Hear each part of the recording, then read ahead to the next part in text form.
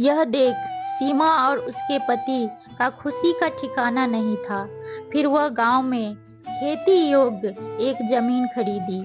सीमा की तरक्की को देख परी को बहुत जलन हो रही थी। वह अपने पति से कहती है, अरे सुनो जी, मेरी बहन के पास इतना पैसा कहाँ से आ गया? कुछ दिन पहले तो यह भिखारी की तरह रह रही थी और अब तो हमसे भी ज्यादा पैसे वाली हो गई है। हाँ, वही तो सोच रहा हूँ। पहले तुम्हारी बहन का पति लोगों के घर में मजदूरी करता था और अब एकदम से इतना पैसा कहाँ से आ गया। मगर मैंने तुम्हारी बहन को कुछ दिन पहले तुम्हारे भैया के घर जाते देखा था। हाँ, मुझे तो लगता है कि वह भैया के घर से ही इतना धन दौलत लाई होगी। हाँ, मगर तुम्हारा भैया कैसा है? सब धन दौलत तुम्हारी छोटी बहन को ही दिया और तुम्हें कुछ नहीं। तुम बिल्कुल ठीक कह रहे हो जी। भैया के संपत्ति पर हमारा भी हक है। जितना सीमा का है उतना ही मेरा भी है। हम लोग कल ही भैया के घर जाएंगे। फिर वह दोनों सुबह सुबह भैया के घर जाने लगते हैं। फिर उन्हें भी रास्ते में एक बाबा मिलते हैं। अरे बेटी, क्या तुम यह घड़ा उठाकर मेरे कंधे पर रख सकती हो क्या? क्या तुम अपना काम खुद नहीं कर सकते हो क्या? मैं बूढ़ा हो गया हूँ ना, इसलिए ये भारी सामान मुझसे नहीं उठती।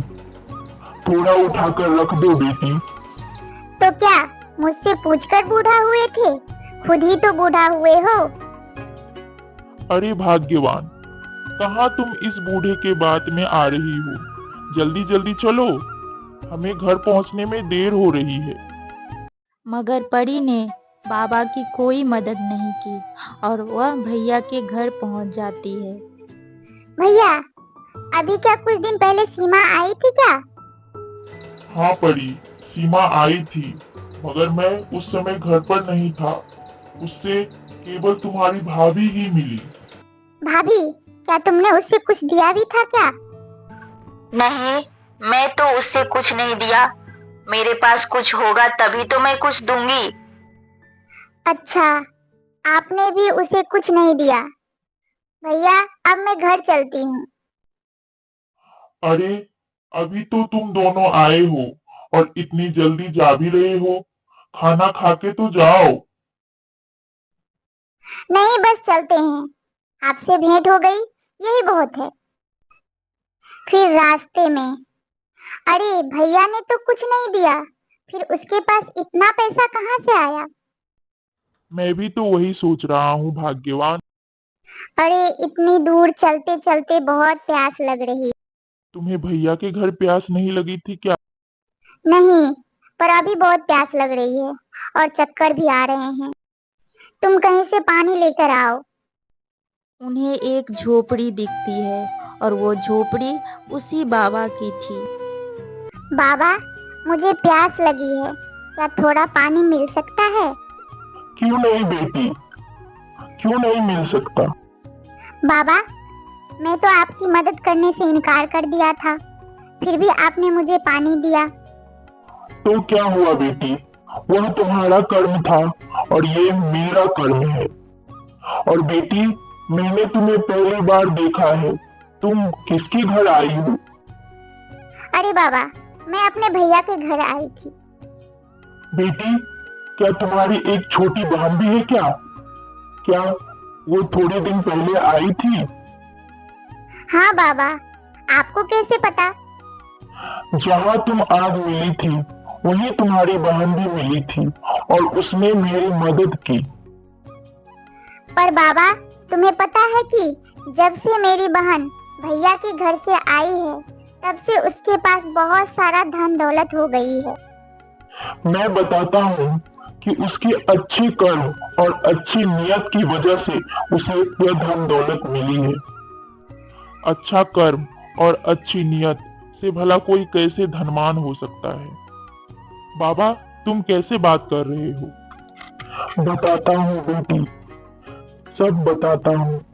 यहाँ जितने घड़े हैं, यह कोई साधारण घड़ा नहीं है। यह घड़ा मानव के अच्छे कर्म और अच्छी नियत का परिणाम देने वाला घड़ा है। क्या इंसान के कर्मों का घड़ा?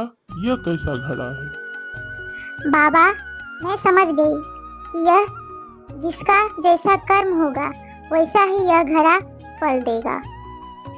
ठीक कहा बेटी, बिल्कुल ठीक कहा। क्या एक घड़ा मुझे भी मिलेगी बाबा? हम भी अपना कर्म आजमा के देखते हैं। क्यों नहीं बेटी, ले लो एक घड़ा, तुम भी ले लो। अपना कर्म और अपना नियत का फल पाओ। परी को भी बाबा ने एक घड़ा दे दिया और वह घड़ा लेकर दोनों चले जाते हैं। फिर रात के समय जब वह घड़ा को खोलते हैं तो उसे घड़े से कुछ ऐसी चीज निकलती है। बाप रे बाप, मेरे घड़े में से तो ये सांप निकल रहा है। तो क्या गलत है? हमारे जैसे कर्म और नियत के अनुसार हमें यह सब मिले हैं। हम लोग बहुत लालची हैं। तुम्हारी बहन कितनी परेशान थी, हमारे पास कुछ मदद मांगने आई थी, लेकिन हम लोग ने उसकी मदद नहीं की। कर्म ऐसा करने के बाद अच्छा फल और परिणाम की अपेक्षा हम लोग कैसे कर सकते हैं? हाँ, तुमने बिल्कुल ठीक कहा। मैं बहुत घमंडी थी और मैंने अपनी बहन की मदद नहीं की और हमेशा उसे नीचा दिखाने की कोशिश करती रही। परी को अपनी गलती का बहुत पछतावा हो रहा था।